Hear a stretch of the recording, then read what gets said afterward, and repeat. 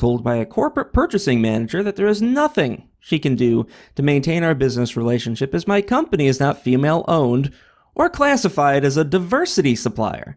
My work over the past 7 years with this customer has produced per capita the highest volume per line supported and shipped to the customer due to our service, my knowledge of the industry, and expertise, along with my maniacal customer service. My contacts with this company run into the thousands worldwide, and the director who I was speaking with has a great deal of unchecked power. I also believe this female manager, who happens to be working for an American company in another country in North America, whom I've known for 16 years, is finally acting out her own vision of either payback or just implementing a diversity program in the worst/wrong way possible. Another factor to consider is the fact that women in her country have been rather kept down.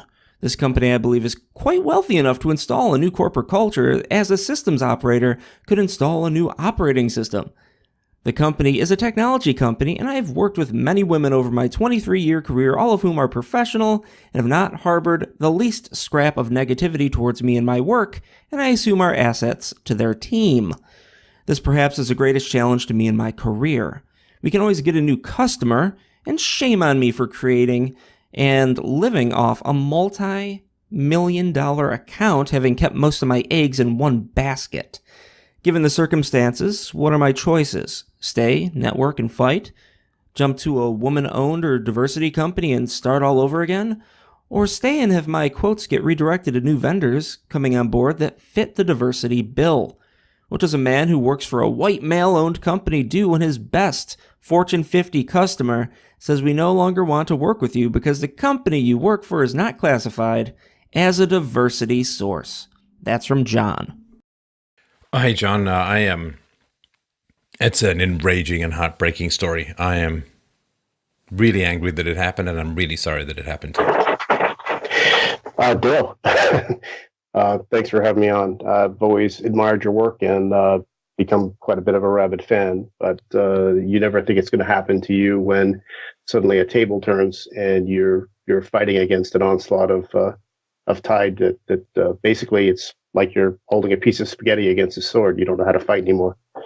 But that's you say, well, I shouldn't have kept all my eggs in one basket, but in a way you weren't, because you were doing a great job in satisfying what the customer wanted, right? Yeah, you've got the 80-20 rule. 80% of your time is going to be spent with the top 20% of your customers that are keeping you busy, and so you're quite right there. But the mantra is diversify your account portfolio. But when you've been climbing a big mountain all your career, which has been a fantastic one, and one I've never been bored of, this has just been probably one of the most interesting scenarios that I've been subjected to in my career. So you said women in her country have been rather kept down. Is that so? She's not from North America. She's not European originally. No, I would say that. They are definitely on the rise as far as their numbers at this company. I've seen this particular facility open up about 16 years ago in this particular country, I should say. And there weren't as many female counterparts, but now there are quite a bit. And which country is she from? Oh, it's in Mexico. So yeah, it's definitely it's been a growth experience, I guess, through this one facility over the years. But, when you look at a company that can just install a corporate culture, like I had said in the opening, that's when they take the needle off the record and say, okay, we're going to do this way now. And everybody counts goose steps, much like the James Damore. I watched your article. I actually watched your interview with James, and I found it, strikingly, obviously a very brave individual. I'm on the other side of the fence, but when you look at having so much success and working with a company, and then they just change the corner, I've always been able to diversify and reinvent my services to keep things going. But when they preclude you from a quote process, a quote process. Could I trouble you to put your phone on mute, please? I will. A quote process is more along the lines of inclusion. So you include people into the quote process. So what that does is it invites people to the opportunity to quote, and it gives a greater or a wider, swath for a buyer to get their quotes from and choose the best product or service or delivery or what have you that's going to match that company's demand. And we always call it like the jump ball being on the basketball court. And it's got to be a jump ball, level playing field, and we're all expected to be around the referee ready to hand up the basketball, and wherever the ball lies, and that's sort of like a meritocracy. But in this case, we've started to see things just not even get directed to us, where you're not even included in the quote process, and that's where I find it expansion of a diversity program, instead of being inclusive, I see it being exclusive. They're excluding vendors that don't fit the profile that they want. Well, white males, right? I guess. I mean, you guess? Tell me where that's not correct. Well, Asian, maybe East Asian males as well, right? That comes out of fear, Stefan, because obviously the almighty dollar, they're going to point you in the back with that pointy green dollar that needs to go in your bank account to pay the bills to keep things running. But yeah, you're right. Yeah, you're right. Diversity is anti-white male. Diversity is certainly anti-white, but in particular, it's anti-white male. And diversity in academia and in Hollywood and in the mainstream media, diversity means anti-conservative. I mean, just so everyone knows what it actually means. Because, of course, if there was a great Hispanic or female-owned or female Hispanic-owned business, then they wouldn't need these set-asides, right? They wouldn't need all of these diversity rules. They wouldn't need this prop-up, right? It's meant to. They're really intended to give a more equitable opportunity to a small business who they say would be more likely to face a social or practical barrier to success, and that's sort of the ideology. And I understand. It is. I throw that wait, aside. hang on. No, I understand. Just for those who don't know how this works, women, give or take 50% of the work of the population, and therefore women should be 50% of everything, right? Should be 50% of all CEOs, should be 50% of all executives, should be 50% of all politicians. Like, that's the 50 rule, right? And it's the same thing that if there's a certain proportion of Hispanics or blacks or whatever in a particular geographical area, then that number should be reflected everywhere in all situations, right? And it's a fantasy. It is not real. It's not true. It doesn't take into account cultural differences, IQ differences, work availability differences, child raising responsibilities. It doesn't take into account breastfeeding. It doesn't, like all of these things, right? We know that, right? So this idea that, well, we have to, there's been this unjust focus on white males, and now we need to change the focus to put it on others. I just let the market handle it. That's what let the market handle it. Let everybody. The free market is going to dictate, as just one other thing. I had heard recently that they were looking for LGBTQ owned businesses in our market space, and I started to scratch my head and thinking, in 26 years that I've been doing this, you'll hear an advertisement on a company website. We're a woman-owned company. We're a diversity supplier. We're a minority-owned business. Which they're quite common, and they participate in government bids, and they get set-aside business, as you mentioned. But I've never quite heard of an LGBTQ advertised business on their website. People are not just coming out saying, we've got that, the woman-owned seal, the women in business seal. That's actually a certificate that you can get if you work for a woman-owned business, and then a minority-owned business as well, the National Minority Business Council. You can get that certificate as well as a host that you can get. But, I've never seen, hey, we're an LGBTQ. Not that they wouldn't be just as effective or whatever, but I scratch my head. Well, we're looking for suppliers that are LGBTQ. And I just thought to myself, you're going to be looking for a needle in a haystack. Not that they don't exist. Maybe they do. Well, I don't know. Now, right? If it's profitable, you'll get this Three's Company situation. But here's the thing, too. So this question of, do I then go to a woman-owned or minority-owned business? Well, that would be a front, wouldn't it? I mean, in general, it would be the idea of, well, I'm the competent guy, but I need this woman or this minority in order to get the contract, right? In other words, they're not particularly important to the business, but they're necessary to get in through the door, to get into the RFP process, right? You bring up a good point, because there are so many women-owned businesses that are run by the husband, where the women are, they're supposed to be a 60% active participant in the business for X amount of hours or work hours in any given week period. And often you find them as kind of like the unspoken silent partner, where they don't even exist. The husband runs the show, and it's just to get that, like you said, foot in the door, which I think is just a self-imposed abuse of the system itself. Well, it is. It's like you're a trophy CEO in the same way that I guess maybe some women want to be a trophy wife. I don't know. You're just a piece of window dressing in order to fulfill a particular number. I'm sure that happens from time to time in the business world, and of course, women should say no to that. No, I'm not going to be a piece of window dressing. I mean, I'm going to go start my own company, and I'm going to be damn good at it. I'm going to compete, and I don't want, any of these set-asides or any of these things, right? And I worked for one. Probably one of the greatest experiences of my life was working for a woman-owned business, and she was probably one of the best mentors I've ever had in my career, and was the driving force and the owner present on board every single day.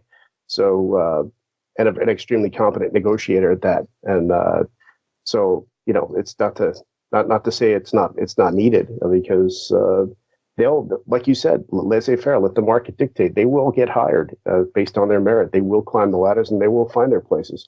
But this push seems to be a little bit over the top, and causing separation of who we used to do business with to who we want to do business with. I guess that would be the question, right? Well, if the company has shifted its focus away from efficiency and productivity and service to a quota system, they're doomed. Interesting. They're doomed. Now, because they're doomed, they're going to end up going to try and get more and more government contracts, and they're going to start exiting the free market. Slowly but surely, they're going to start exiting the free market. Because the free market is very punishing, as you know, on all decisions that aren't centered around profit and efficiency. I got a brother-in-law who could fix that. No, I just want the very best guy to fix it. I don't care who he's related to. This is why family-owned businesses so often founder in the second or third generation, because the chance that the talent flow is very high. And so, there's that. So, no, and I remember once interviewing to take over. A guy was running a business, and he was looking to gear back and to retire. And I was put in touch with the guy, and we had a bunch of interviews, and I examined his business and figured out his model and all of that. And, but the first question when I sat down is, it's a family business. And I said, okay, well, why aren't your sons taking it over? He's like, you hit the nail right on the head, right? That's why I want you to take over the business, right? Because people make decisions like, people make decisions like, let's give all of this authority to people who haven't earned it in the free market, and it generally goes badly. Oh. So you don't want to get involved, I think, in a social justice warrior culture. First of all, you can't win. Because as a white male, they think you're a patriarch, that you're racist, that you're sexist, that you're unjust, that you and your kind have pillaged the planet of all of its resources, right? And so, yeah, they may smile to your face, but they'll probably stab you in the back. It's important to understand when you're in a situation of prejudice against you. And as a white male in this social justice warrior culture, the only protection you have is self-flagellating leftism, right? That's the only camouflage you have for these predators. That's the price of being involved in that environment. And that's one of the reasons why, they'll give you prejudice and then they'll give you forgiveness from prejudice, right? Like, well, you're a bourgeois, but if you join the Communist Party and give us your farm, we'll let you live, kind of thing, right? So I don't think you want to put yourself in a situation where you're going to be facing direct prejudice against you on a daily basis. That's going to be, that'll sand your balls down to ball bearings, right? So I don't think that's what you want to do. Do you want to go and have like a diversity front company or diversity company? I don't know. I mean, I can't obviously tell you what to do with your career, and there's lots of complexities involved. If you can find a woman you want to work for who's really competent, maybe that would be, if you can still do a good job and she's great at what she does, then good. Same thing with, diversity or Hispanic company or whatever. But there will always be a doubt, right? Which is why is the woman in charge? This is one of the frustrating things about this kind of stuff, is that, the competent minorities, the competent women, they kind of blur in with all of this stuff. It's like affirmative action in school, right? The competent blacks get blurred in with the blacks who are there to fill a quota, or the Hispanics or whoever, right? But the Asians who are there are really smart because they get marked down, in America at least. So it is a challenge. The many options or opportunities out there for you to get to do the work that you want to do, avoiding this kind of stuff as a whole, John? It's become so much more prevalent in the in this space, when you've got a certain size of a company that you're going to go to, and they have certain specialties, and when you're looking at a niche market or a niche technology that you supply, you support in a niche service, you get relied on for your word of mouth, and you're I have legions of people that are fighting to utilize our service because we're fast, we're efficient, we help them get their jobs done, and we're relied on, thankfully, still so. And it's like the Willy Loman in sales. You're going to keep your name. You walk in and everybody knows you. But when you hit that one office, man, well, thanks for your service, but we're going to give this business to Susie now, or you've done a great job, and if you've helped us get started, and it's like looking. I think I heard on one of your shows you were making the same comparison with children and playing with toys. A teacher coming over and taking that. Oh, okay, you did a great job with it, and we're going to hand this over to this kid now.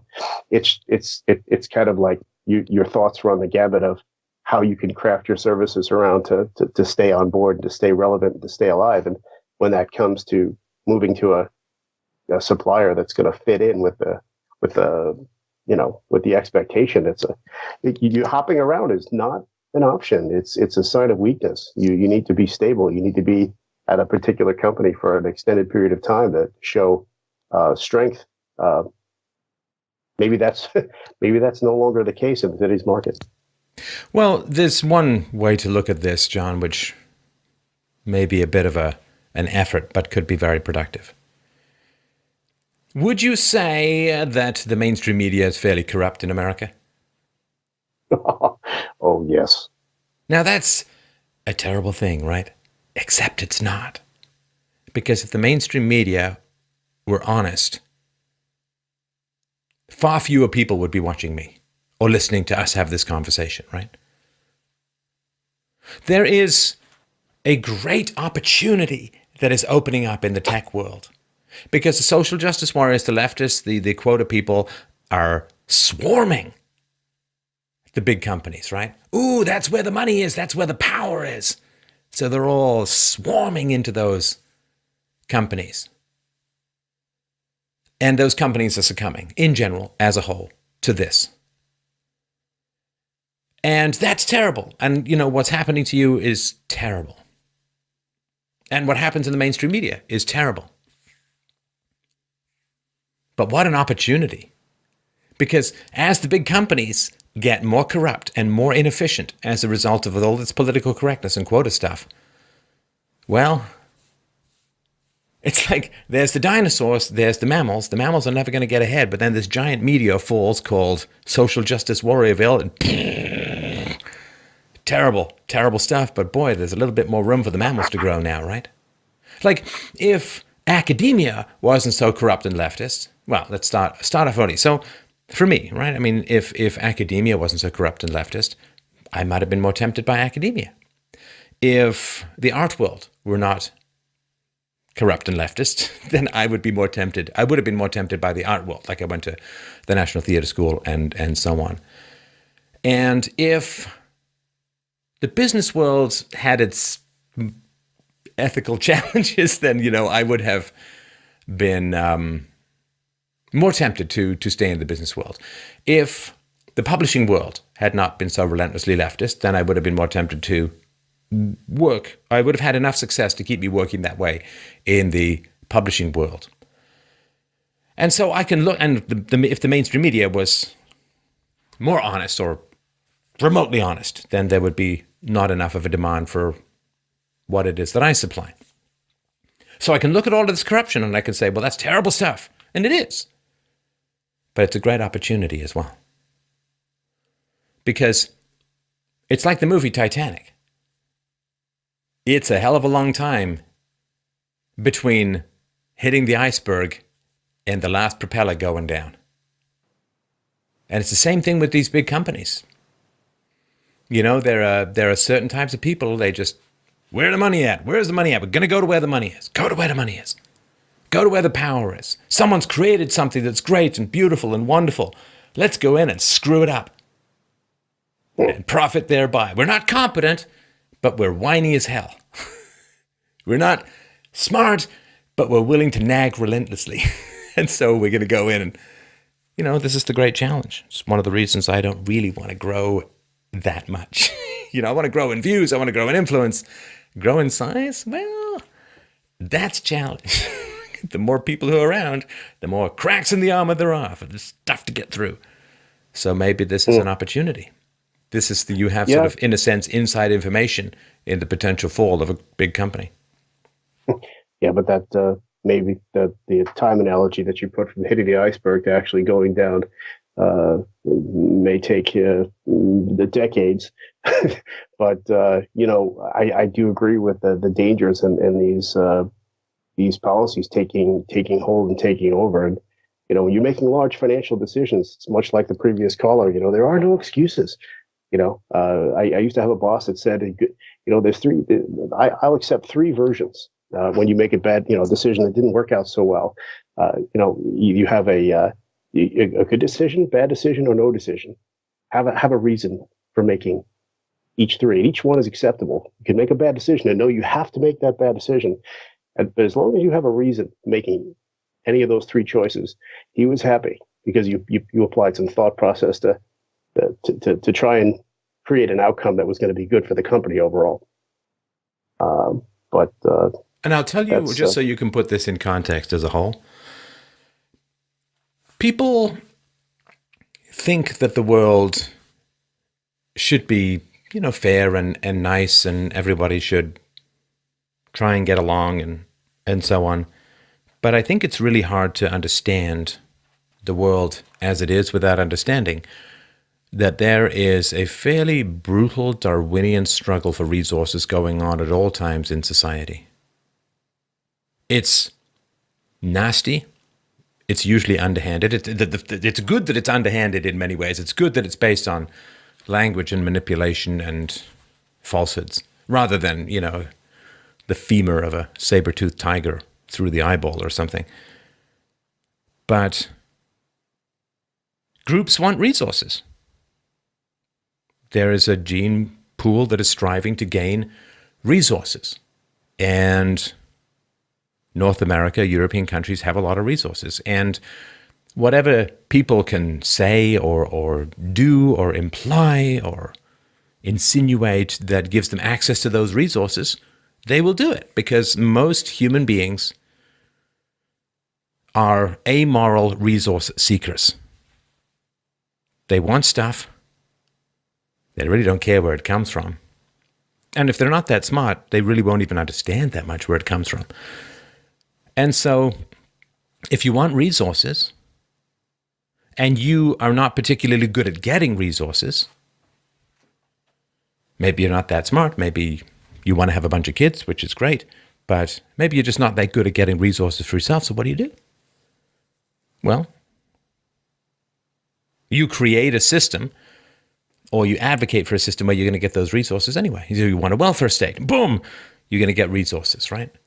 You want a military-industrial complex, you want to go blow people up in foreign lands, boom, you get your resources. You say, men are sexist, so we've got to promote the interests of women. So then you get resources. It's the brutal Darwinian struggle, and ideology is just one of the very many mechanisms that groups have to get those resources. It's no different than bonobos fighting over a fruit tree, which they do, right?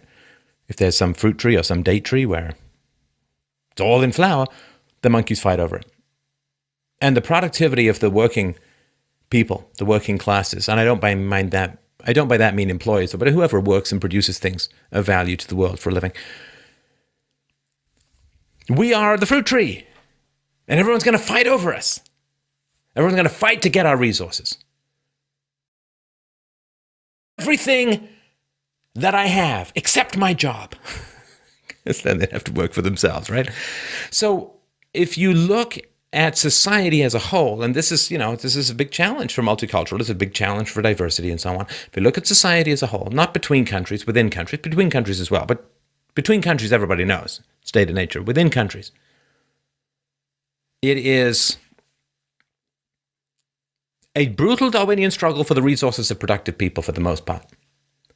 So there are the productive people, then everyone who want the productive people's stuff without having to compete or work for them or anything like that. And if you understand that about society, then there's this like click moment where everything just kind of falls into place and it makes sense. Okay.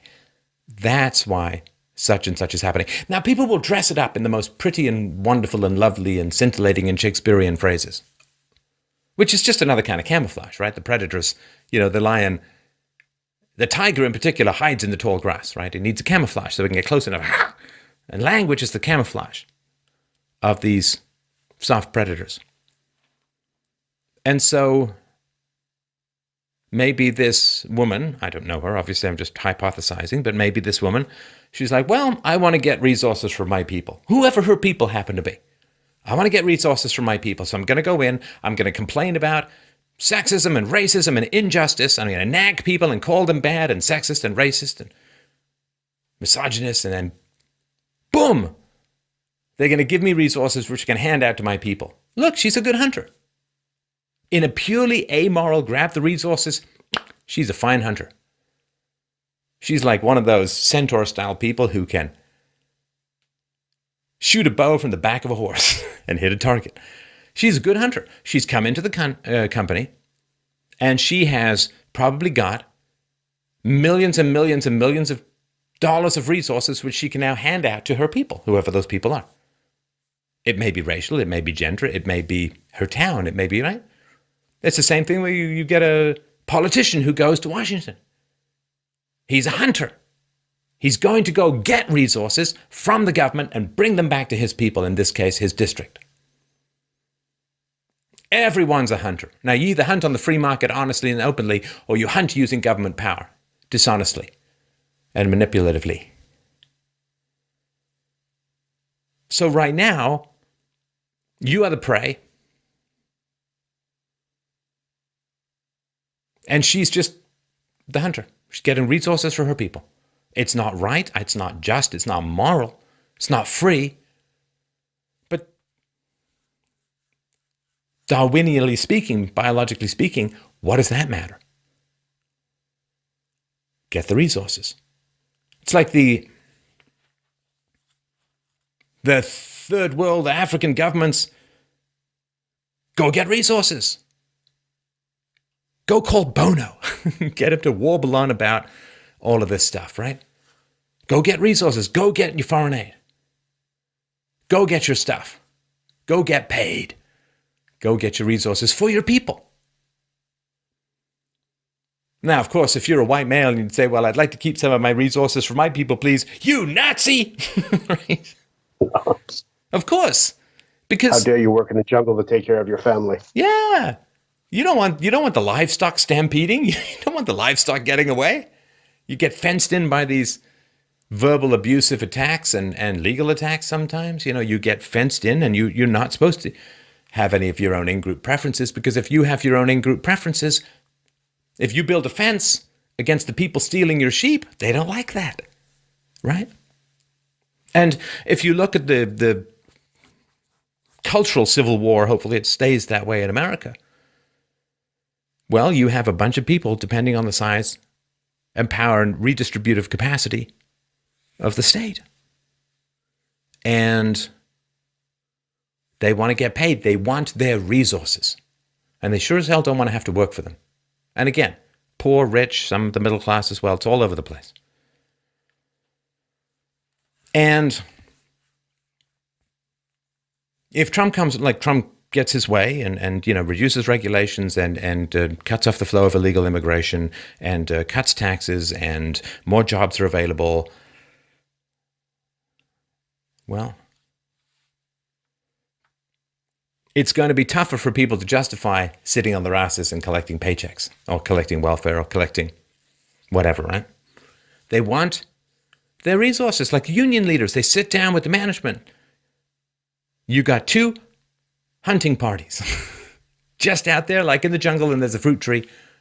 Now, of course, the genius of capitalism is you don't have to fight over a fruit tree. You can plant more trees. The free market. But that's not where society is, and it's certainly not where it's heading. But if you understand that about society, that it's just a boiling mass of people all trying to get resources for their own people, then it allows you to just put aside all of this other crap that people talk about. And it's all it is, just resource acquisition. And I'm not nihilistic about it, because I don't think it's the way it always needs to be, and it's certainly not the way that I operate. But you had a hunter who came in, she kicked you out of your fruit tree because she wants the fruit for her tribe, for her people. And unfortunately, she has the power to do that. So you got to go make your own fruit tree or find something else. But that's my suggestion. Well, I appreciate the opportunity to share some ideas with you, and always been a great fan. Thanks for having me on. Thanks, John. I wish you the very best. Thank you, sir.